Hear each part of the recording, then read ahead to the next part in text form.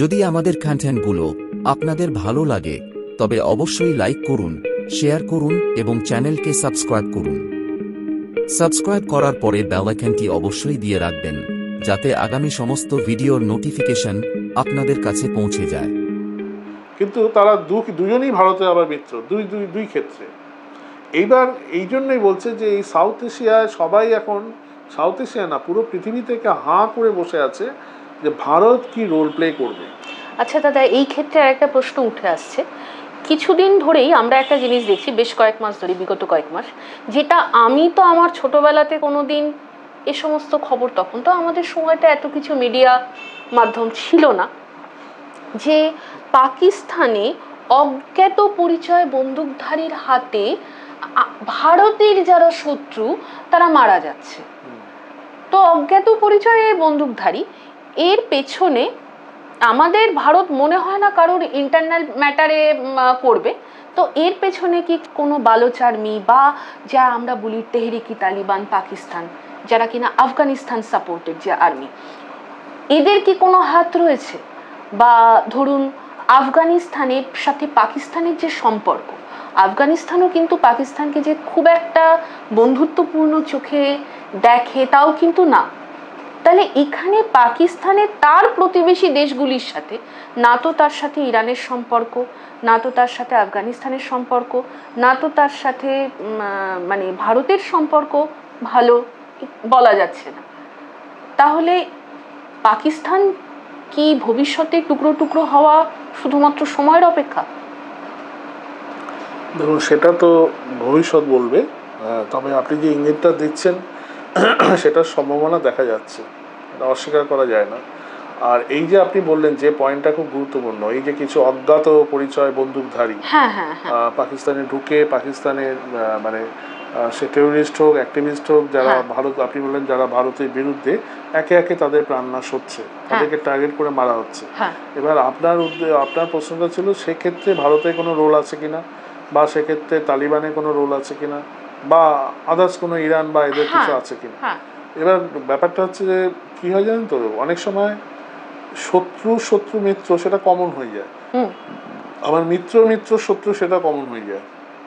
হ্যাঁ, এবার ঘটনা হচ্ছে যে কিরকম, পাকিস্তান শুধু আমরা দেখছি যে আমাদের ভারতের শত্রু না, পাকিস্তান একই সঙ্গে আর মানে আফগানিস্তানের শত্রু, ইরানেরও শত্রু, ইসরায়েলের শত্রু, এমনকি স্বয়ং সৌদি আরব, মানে ইসলামে যাদের জাহান বলা হয়, আসল যে ক্ষেত্র যেখান থেকে পাকিস্তানের ইন্সপিরেশন, সেই সৌদি আরবও এখন পাকিস্তানকে স্পেস দিচ্ছে না এবং কোনো রকম এন্টারটেন করছে না, উল্টো তারা পাকিস্তানের বিরোধিতা করছে।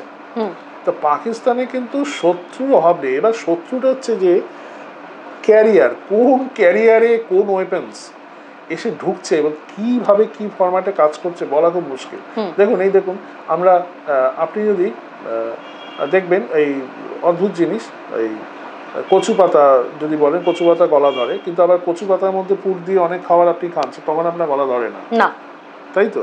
আপনি ওটাকে প্রসেস করে রান্না করে বেটে করেন, আপনার খাবে না। তেমনি মানে অ্যাকচুয়ালি কচু আর আপনার ইয়ের সঙ্গে ঠিক মিন করে না, দুটো অ্যাকচুয়ালি অ্যান্টি। কিন্তু আবার এরকম একটা মজার জিনিস দেখুন, পাকিস্তানের শত্রু হয়ে আছে আফগানিস্তান, যেই আফগানিস্তান কিন্তু এক দশক আগেও ভারতের শত্রু না হলেও খুব একটা মিত্র ছিল না। হ্যাঁ, আফগানিস্তানের ডাইরেক্ট ভারতের কোনোদিন শত্রুতা সেইভাবে হয়নি। হ্যাঁ, সেটা মেডিভেল এজে হয়েছিল, সেটা অন্য কথা, সেটা তো একটা অন্য কারণ, সেটা তো ইসলামিক ইনভেশন হয়েছিল, সে তখন আফগানিস্তানে করেছিল, মিডিল ইস্টও করেছিল, পশ্চিম এশিয়া করেছিল, সেটা অন্য কথা। হ্যাঁ, এবার কিন্তু সেইভাবে ইন্ডিভিজুয়ালি আফগানিস্তানের সঙ্গে ভারতের শত্রুতা কোনোদিন হয়নি। এবার উল্টে দেখা যাচ্ছে যে তালিবান যে সরকার, মানে যেটা হঠাৎ করে তার আগে 20 বছর ধরে ইউএসএ আফগানিস্তানকে রুল করে ছেড়ে দিয়ে গিয়ে তালিবান সরকারকে দিয়ে গেল, সেই তালিবান কিন্তু যখন আগের যে তালিবান ছিল সেই তালিবান থেকে এই তালিবান কিন্তু ভিন্ন, একদম ভিন্ন। তারা বুঝতে পেরে গেল যে শুধুমাত্র অস্ত্র আর এই মানে গোড়া ধর্মীয় জিগির দিয়ে আর শুধুমাত্র পেশি শক্তি দিয়ে পৃথিবীতে টেকা যাবে না, তার জন্য অন্য সংস্থান চাই, কর্মসংস্থান চাই, শিক্ষা চাই এবং জিওপলিটিক্যাল সাপোর্ট চাই। তারা একটু টিম করতে করতে প্রথম দিকে কিন্তু ওনাকে তালিবানদের কেউ কোনো সাপোর্ট দেয়নি, একমাত্র ভারতে একটি দেশ, সেটা তো ভারতেরই এটাই বুদ্ধিমত্তা, ভারতের আমি বলবো বিদেশ নীতির এটা একটা খুব ভালো দিক যে বুদ্ধি করে ওই সময় তালিবানকে কিন্তু সাহায্য করতে ভারত এগিয়ে যায়, টন টন চাল গম পাঠায়। এবং যাই হোক তালিবানদের মেন খাদ্যের অভাব, ফলে এখন আফগানিস্তান এমন হয়েছে যে ঘরে ঘরে অস্ত্র, ঘরে ঘরে কামান ট্যাঙ্ক, কিন্তু চাল নেই বা রুটি নেই, আটা নেই। সেই জায়গাটা কিন্তু ভারত করে দিয়েছে। শুধু তাই না, সেখানকার ডেভেলপমেন্টে অনেক কাজ করেছে। সেক্ষেত্রে ভারত ওরা দেখলো যে আমরা ভারতের সঙ্গে শত্রুতা করবো কেন, করার কোনো কারণ নেই। যেখানে ভারত আমাদের ব্যাকআপ দিচ্ছে, কোন পৃথিবীর কোনো দেশ দাঁড়ায়নি আমাদের পাশে। চীন যে চীন সেও দেয়নি, তালিবানদের সাহায্য করেনি, কিন্তু ভারত করেছে। তা ওরা খুব অবলাইজড হয়ে গেছে ভারতের প্রতি। এবং তারা এবার হয়ে গেল যে ভারত যখন আমাদের সাহায্য করছে, তাহলে ভারতকে যে ডিস্টার্ব করবে আমাদের সাথে। প্রথম কিন্তু এই মেন্টালিটি এসছে যে ভারত পাকিস্তান আফগানিরা বর্ডার দিয়ে ধরুন যে গম ধান এগুলো যায়, সপ্তাহ এয়ার দিয়ে যায় না, তো সেখানে পাকিস্তানিরা ঝামেলা করতো। তো সেটা তালিবান দেখলো এই যে ঝামেলা করে ভারতের সঙ্গে, এইগুলো পাকিস্তান যদি ডিস্টার্ব করে তাহলে আখেরে আমাদের ক্ষতি হবে। তা মজার জিনিস হলো ইনডাইরেক্টলি ঘুরে গিয়ে আফগানিস্তানের সঙ্গে পাকিস্তানের শত্রুতা শুরু হয়ে গেল। কারণ কি, আসল হচ্ছে রুজি রুটি। এবং ভারতীয় অ্যাকচুয়ালি বিদেশ নীতি এবং ইন্টেলিজেন্সরা এটা খুব ভালো করে স্টাডি করে এটা কিন্তু ওদেরকে সুন্দরভাবে ইউজ করেছে যে আফগানিস্তানকে ভারতের উপর নির্ভরশীল করে তুলেছে। শুধু খাদ্য না, বহু ক্ষেত্রে আফগানিস্তান এখন ভারতের উপর নির্ভরশীল। অবশ্য হ্যাঁ, ভারত বরাবরই দুস্থ দেশকে বা পিছিয়ে পড়া দেশকে, তাই তো কিছুদিন আগে শ্রীলঙ্কাকে শেষ করে দিয়েছিল। ভারত তো সেখানে খাওয়া দাওয়া এর থেকে শুরু করে এভরিথিং দিয়েছে। দিয়ে কিন্তু দেখা যাচ্ছে শ্রীলঙ্কার যে আগে বিদেশ নীতি মাঝখানে বিগড়ে গেছিল, তার থেকে কিন্তু অনেকটা ঘুরে গেছে শ্রীলঙ্কা। আগের মতো কিন্তু ভারত বিরোধিতা করছে না। তো সেই ক্ষেত্রে আফগানিস্তান কি করছে, ভিতরে মানে বালুচিস্তানে কিন্তু সাব দিচ্ছে, ভিতরে কেন পুরোটাই দিচ্ছে। মানে এমনও জানা যাচ্ছে যে বালুচিস্তান, এই যে বলা হচ্ছে BLA, বালুচিস্তান লিবারেশন আর্মি বা আর যে সংগঠনগুলো আছে, তাদেরকে রীতিমতো ইরানে নিয়ে গিয়ে ট্রেন দিচ্ছে বা আফগানিস্তানে ট্রেনিং হচ্ছে। এইবার ঘটনা হচ্ছে বালুচিস্তান যে এটা হচ্ছে হয়ে গিয়ে যেটা আমাদের লাভটা কি, আজকে পাকিস্তান যদি ধ্বংস হয় ভারতের কি লাভ? ভারতের লাভ আছে, ভারতের কেন সারা পৃথিবীর জন্যই লাভ। কারণ সত্যি কথা বলতে, এটা বলতে খুব খারাপ লাগছে, পাকিস্তান আসলে একটা শয়তানের অক্ষ হয়ে গেছে। তার মানে বলছি না পাকিস্তানের প্রত্যেকটা মানুষ খারাপ, না সেটা নয়। কিন্তু পাকিস্তানের সাধারণ মানুষ তারাও শান্তি চায়, তাদের মধ্যে অনেক সুবুদ্ধি সম্পন্ন মানুষ আছে যারা এগুলো চায় না। কিন্তু আনফর্চুনেটলি প্রশাসনে যারা আছে এবং যারা ওই দেশকে রিপ্রেজেন্ট করছে, এইগুলো সব অপদার্থ। এগুলো হচ্ছে সব করে খাওয়া পড়ে। এবং সেক্ষেত্রে দেখা যাচ্ছে যে ওই দিক থেকে ইরান থেকে যখন চাপ খাচ্ছে, আফগানিস্তান যখন চাপ খাচ্ছে, পাকিস্তানে তখন চীন ছাড়া আর কোনো গতি নেই। এবার এখানে একটা ইন্টারেস্টিং ঘটনা আছে, ভিখারিকে কেউ সাহায্য করে না। কারণ পাকিস্তান এখন ওই যেটা ভিক্ষা করবে সে কটরাটাও নেই ওদের, মানে ভিক্ষার বাটিটা পর্যন্ত ওরা বন্ধক দিয়ে রেখেছে। তো চীন আর ওদের সাহায্য করবে না সেই অর্থে। এবার পাকিস্তানের মোটিভ হচ্ছে যে এইবার তাহলে আমরা কিছু টেররিস্ট অ্যাক্টিভিটিস এবার ভারতের উপর হামলা করো, দরকার একটা যুদ্ধ বাঁধিয়ে দাও। এবার সেইভাবেই কিন্তু ওরা প্রস্তুত হচ্ছিল এবং হচ্ছে অলরেডি।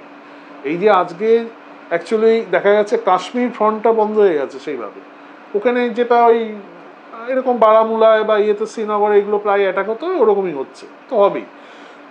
এবার কিন্তু ওরা নতুন ফ্রন্ট কিন্তু সোকল্ড বাংলাদেশ, এখন ওরা এখানে করতে পারছে না বলে এবার পাকিস্তানের সঙ্গে কতগুলো কয়েকটা অপদার্থ দেশ আছে আমরা জানি। তো আমাদের এক নম্বর হচ্ছে তুরস্ক, কাতার, এরকম কিছু দেশ আছে যারা পাকিস্তানের পাশে। আর তার সঙ্গে চীনের প্রচ্ছন্ন মদত, চীনের প্রচ্ছন্ন কেন পুরোটাই আছে, বরং রাশিয়ার প্রচ্ছন্ন আছে। ওর একটাই ইন্টারেস্ট, আমেরিকাকে সাউথ এশিয়ায় ঢুকতে দেবে না, ন্যাটো বা আমেরিকা। আমি এই ব্যাপারেই আসছি। মানে পাকিস্তান কিন্তু তার প্রতিবেশীতে যতই শত্রু রাষ্ট্র পাক না কেন, বাংলাদেশ কিন্তু তাদের নতুন বন্ধু, এটা আমরা দেখছি। দেখুন একটা ব্যাপার আমি যেটা সবসময়তে মনে করি, যে জিও পলিটিক্সে কেউ কারুর মানে একদম প্রথম থেকে শেষ অবধি বন্ধু হয় না, কেউ কারুর প্রথম থেকে শেষ অবধি শত্রু থাকে না। আর আরেকটা জিনিস যেটা দর্শকরা আমি জানি না কি মনে করবে, কিন্তু জিও পলিটিক্সে কিন্তু আপনার এবং আমাদের মতন সাধারণ মানুষদের মতামতটা কোনো ম্যাটার করে না, ম্যাটার কিন্তু করে রাজামন্ত্রীদের। অতএব বর্তমানে বাংলাদেশে যে সেনা রয়েছেন, যারা সমন্বয়ক রয়েছেন, যারা নিজেদেরকে সমন্বয়ক বা প্রশাসক বলে পরিচয় দেন, তারা পাকিস্তানের প্রতি একটি পজিটিভ একটা বন্ধুত্বপূর্ণ তারা মনে করে, এবং ভারতের প্রতি তাদের আচরণটি কিছুটি হলেও নেগেটিভ হয়ে গেছে।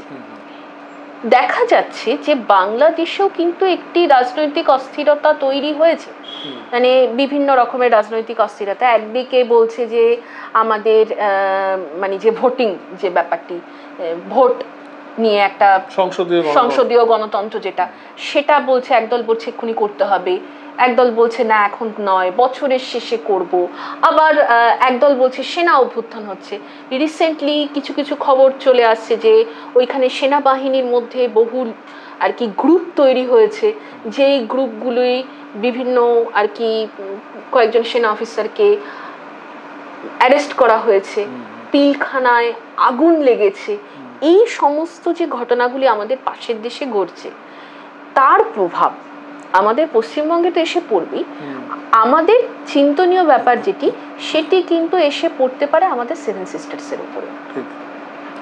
তো এই ক্ষেত্রে আপনার মন্তব্য কি, আপনার বক্তব্য কি, কি বলে আপনার মনে হয়? সেভেন সিস্টারের অ্যাকচুয়ালি কি হবে সেটা তো এই মুহূর্তে বলা যাচ্ছে না, কারণ ডিস্টার্ব তো ওরা করছে আজকে না, সে 80-90 দশক থেকে, এবং চীনের একটা বিরাট ইনফ্লুয়েন্স আছে, ওখানে বিরাট রোল আছে সেভেন সিস্টারের পিছনে।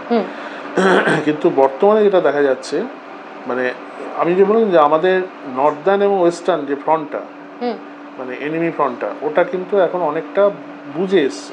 মানে এখন আর কাশ্মীর, পাঞ্জাব, রাজস্থান দিয়ে খুব একটা অ্যাটাক হবে না। এখন অ্যাটাকটা কিন্তু কোথা দিয়ে হয়? পূর্ব ভাগ দিয়ে, বাংলার বর্ডার দিয়ে। বাংলার বর্ডার মানে কি? সিকিম, নেপাল, ভুটান বা আমাদের এদিকে বাংলাদেশ, এই 3-4টে দেশকে ওরা বেছে নিয়েছে। ভুটানকে হয়তো পারবে না, কিন্তু সিকিম, নেপাল, বিশেষ করে নেপাল এবং বাংলাদেশকে ওরা ইউজ করার চেষ্টা করবে। ওরা একটা ওইগুলোকে মানে একটা বাফার স্টেট হিসাবে ওরা ইউজ করতে চাইছে। এবং মজার জিনিস হচ্ছে, সেটা করতে গিয়েও পারছে না, এই জন্য ওদিকে আবার মায়ানমার ঢুকে বসে আছে, আরাকান আর্মি। এই মায়ানমার আবার কি হচ্ছে কি, ওরা যে প্ল্যান করছে পাকিস্তানের সঙ্গে, ওরা আবার মায়ানমার যারা আর্মি আরাকান, তারা এসে আবার ওদের স্বার্থে ওদের প্ল্যান সব ঘেঁটে দিচ্ছে। ফলে কি হচ্ছে, ওরা না হলে কিন্তু যে প্রস্তুতি নিচ্ছে, এর মধ্যে ভারতবর্ষের উপর ওর একটা, বা অন্তত বাংলার ওপর, পশ্চিমবঙ্গের ওপর একটা বড় ধরনের অ্যাটাক করা ওদের পরিকল্পনা ছিল, কিন্তু ঘেটে যাচ্ছে এই মায়ানমার ইস্যুতে। তো মায়ানমার ওদের জন্য, মানে আমাদের ভারতীয়দের জন্য এটা একটা বড় হয়েছে আর কি, ওদের জন্য সাপ। এবার দেখার যে মায়ানমার কি রোল প্লে করে, বা মায়ানমার যে রোল প্লে করছে তার পিছনে ভারত কি আছে, বা ভারতের কি ইন্টারেস্ট আছে, এগুলো কি অনেক কিছু ডিপেন্ড করছে।